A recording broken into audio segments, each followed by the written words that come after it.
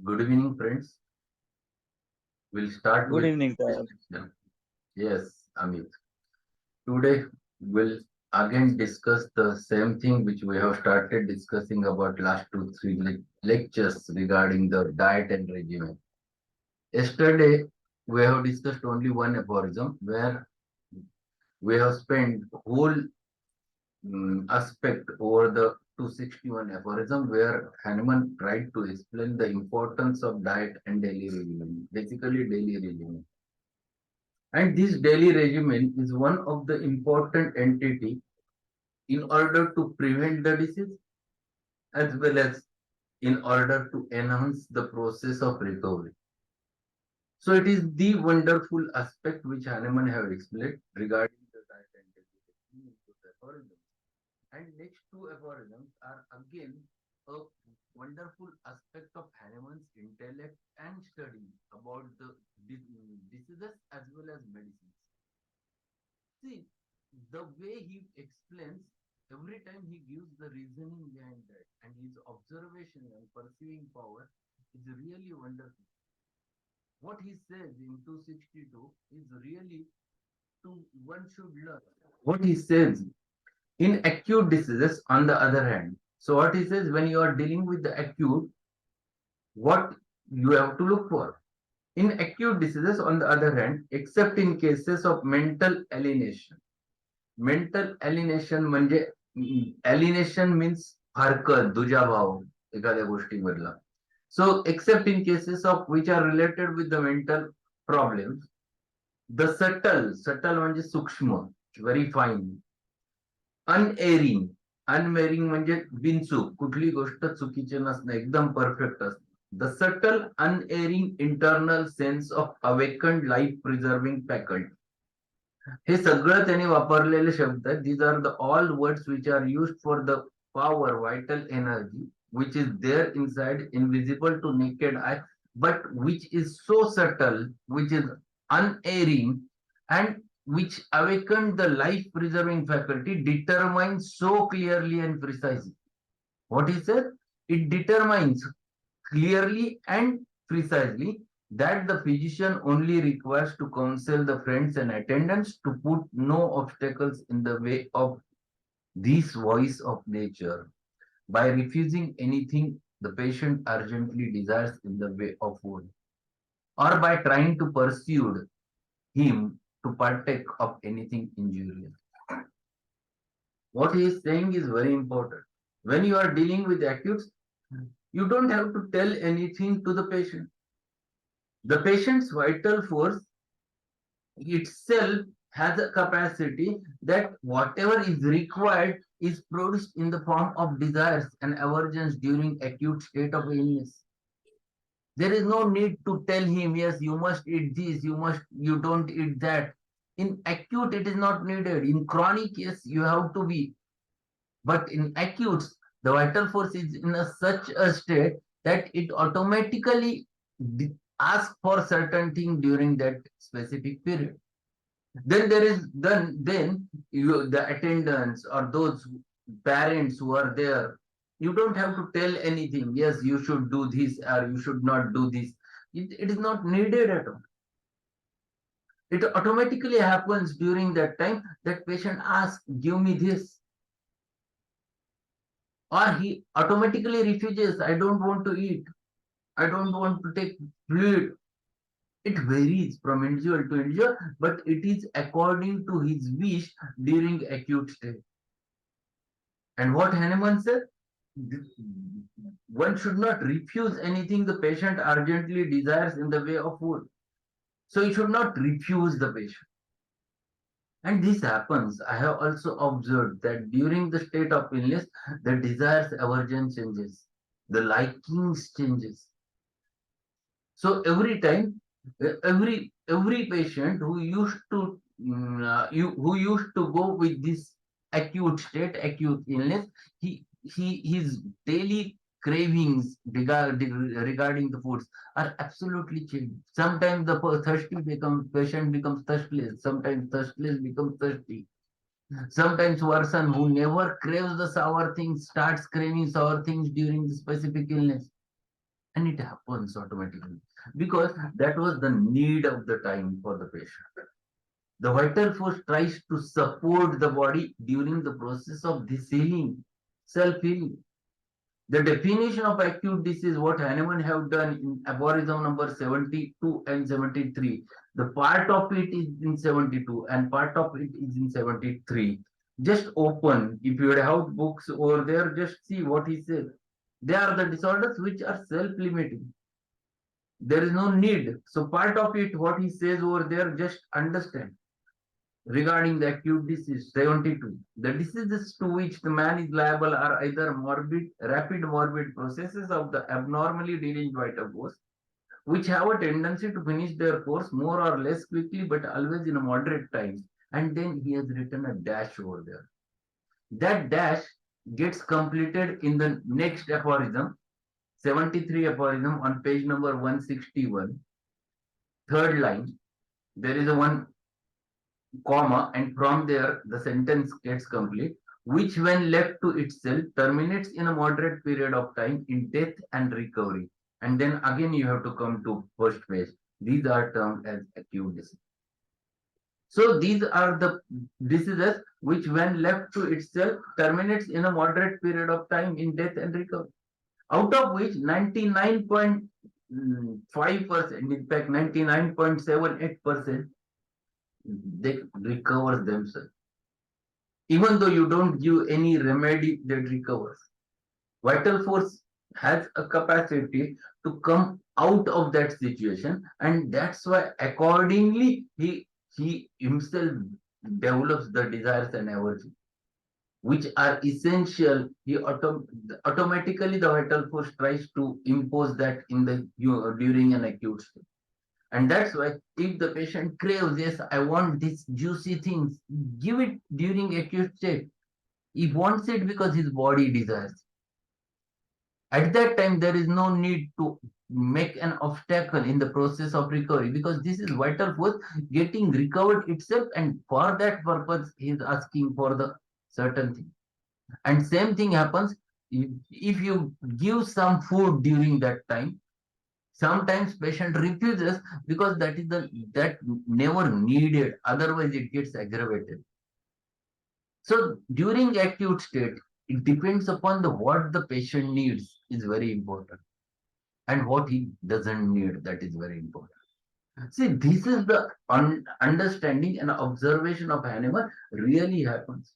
I have observed in my practice many a times. I never tells anything for the acute case to deal with. Never. You do this, you do that, or you avoid this, you should take that. In acute, it is not needed. In chronic, definitely you have to help. You have to tell many things in chronic. But during the acute state, acute illnesses, there is no need to tell anything, or there is no need to make any obstacle in the what the patient urgently desires in the way of food, as well as or trying to persuade him to partake of anything injurious. So these are there is nothing you have to do. The vital force itself is able to find it out the desires and aversions during that state. And then he in a detailed way explains it in next aphorism, that is aphorism number 263. What he says: the desire of the patient affected by an acute disease with regard to food and drink is certainly chiefly for the things that give palliative relief. They are, however, not strictly speaking of medicinal character, merely supply a sort of want. So what he is saying? The desire of the patient affected by an acute disease with regard to food and drink is certainly chiefly for the things that gives palliative relief. So that automatically gives the palliation to the patient. He feels better because of it. He feels better whenever he desires. Sometimes thirst is too increased. That supports him. Sometimes he becomes thirstless. That supports him. Sometimes he desires warm clothing. It supports him. Sometimes he desires fanning. That supports him. So those things which he desires during acute state are supporting measures. And that's why he says they are, however, not strictly speaking of a medicinal character. It is not as a medicine, but they are merely supply a sort of want. So they supply what is desired, want. The slight hindrances म्हणजे अडथळे. The slight hindrances that the gratification of this desire, gratification म्हणजे समाधान, that the gratification of this desire within moderate bounds could oppose to the radical removal of the disease. If patient is asking for that and if you stop, no, you should not take. It makes a oppose to the radical removal of the disease. This is what he says. This is too important. The slightest hindrances that gratification of this desire within moderate bound could oppose the radical removal of the disease will be amplified. Amplify म्हणजे भरपूर प्रमाणात. Counteracted म्हणजे विरोध करणे. And overcome by the power of homeopathically suitable medicine and vital force set free by it, as also by the refreshment that follows from taking what has been so ardently म्हणजे तीव्रतेने, longed for. So during acute illnesses, certain things patient desires a lot. For example, in a case of fever, and patient craves for very cold things, cold drinks. There, there, there is a tremendous thirst for the cold water. And patient is showing typical acute state. Patient is in turmoil, patient is in agony, patient is wants, he asks, doctor, please treat me fast. He is in agony, a state of agony. Hahnemann explains one important thing over there. The footnote is there that we'll read and then we'll go ahead in this further. What he gives in the footnote number 141, he explains that this is however rare. Thus, for instance, in pure inflammatory disease, where aconite is so indispensable, whose action would be destroyed by partaking of vegetable acids, the desire for the patient is almost always for the pure cold water only. So during that acute illness, acute inflammatory state, where the congestion is not yet settled, but patient is in agony, where the patient asks for aconite, and when this is typical of aconite, the action of aconite may be disturbed if patient consumes acid, but he never craves acid during that time. He craves cold water because acid inside gets diluted because of craving for cold water. And the medicinal action becomes, or it works very fast. If the patient consumes acidic something during that time, the action of aconite gets vanished. And that's why typical craving for cold water during that period is the need of the body automatically develops. And this is the observation of the Hahnemann. See how much subtle observation he has made regarding it. He has observed each and everything. He has clearly explained the reason how it happens in acute state. And this happens, really happens. And that's why there is no need to tell specific, yes, you have to do this, you should avoid this. Nothing is required to tell the patient during that time. And lastly, what he says in that aphorism, in like manner, in acute diseases, the temperature of the room and heat and coolness of the bed covering must also be arranged entirely in conformity with the patient's need. He says over there is no need to tell him to take the coverings or remove the coverings or to do this or to do that, or you should start fanning or you should start AC or you should not stop that. No, body automatically asks for certain things. Find it out in which thing he is comfortable.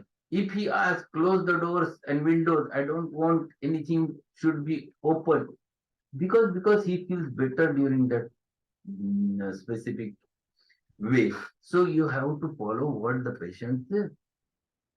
This is too important, and this is the most important hint given by Hahnemann. The conformity of the patient and the confidence of the patient is built up because of doing all the things in relation with his desires and everything during the acute illness.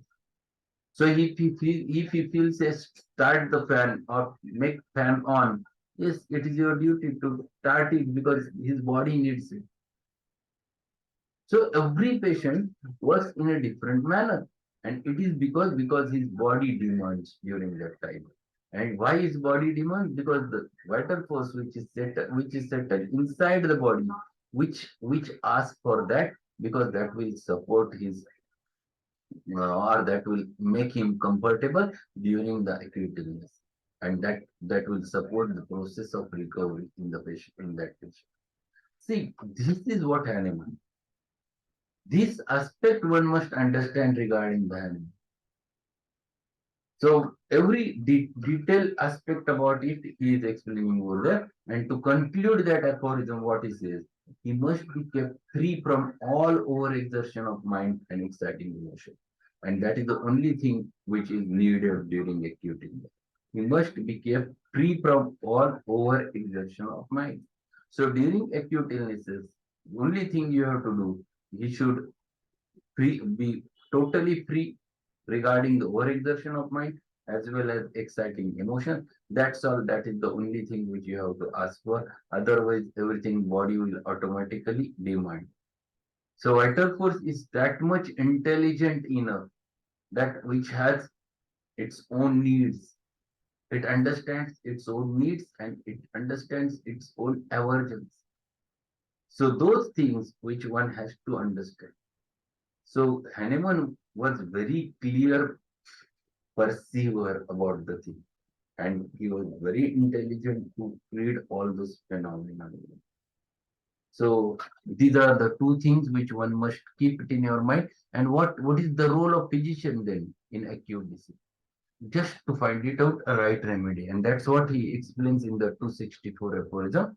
The true physician must be provided with the genuine medicines of unimpaired strain so that he may be able to rely upon their therapeutic powers. He must be able himself to judge of their genuineness. So what he needs is the genuine medicine, and that should be provided to the patient. The medicine should be genuine. What is genuine? You must know that the medicines which you are using should be prepared in proper pharmacy, or you must purchase them from the proper pharmacy. You must be very careful about the medicines. Your remedy is right and your medicine is not genuine. Sometimes you never get a cure because your medicine which you have used is not in right, or it is not a right, or it is not in proper potency. What I have observed in my 32 years of practice, that many pharmacists do one thing. If they are finishing with 30 potency, they themselves prepare, add the alcohol over there in that and make it further preparation and sell it at the 30. So my suggestion to all the practitioners is that take a sealed pack in medicine from the company. You should not take it loose. That is first thing one must think. I have seen when I was early in my practice, I used to purchase the medicines from Nasi. And I have asked him to give me thyroidinum 6x. He said, "Sir, it is not available. I will order, and next time I will give it to you." And next time when I went, he said, "Doctor, tumsa alai ba? You have that. We have thyroidinum 6x." And what he has done, I have seen that thyroidinum 6x, but the 6x was sticked over there over the 3x. I never commented. I just entered in his pharmacy. I just observing what is going on, and I have seen one small bottle of thyroidinum 6x. The only 6x was cut over there, and that he has pasted over the 3x. See what people can do. I stopped taking on the same day. I refused everything. I said, "You are cheating the people. I don't want to purchase." This can happen. So this is too important when one must keep it in your mind. If you are taking, if you are purchasing anything, you should take it from the genuine pharmacy and it should be sealed back. If you are using, generally use the companies which are genuine known, then you can have a confidence with your medicine and you can rely upon them and which have capacity to produce proper results. You may miss results only because of the employ means in the maximum quantity, bharpur. Employ means too much, good quantity. So this is what regarding these three aphorisms which we have discussed over there. The two 62, 63, and 64. We will stop over here. We'll meet on Monday with the next few aphorisms. And I think we have to read only two aphorisms because there is a big footnote and which is very, very important regarding the diet. So that's all for today. If any query is there, we'll have a chat. Otherwise, we'll meet on Monday. Any question, query?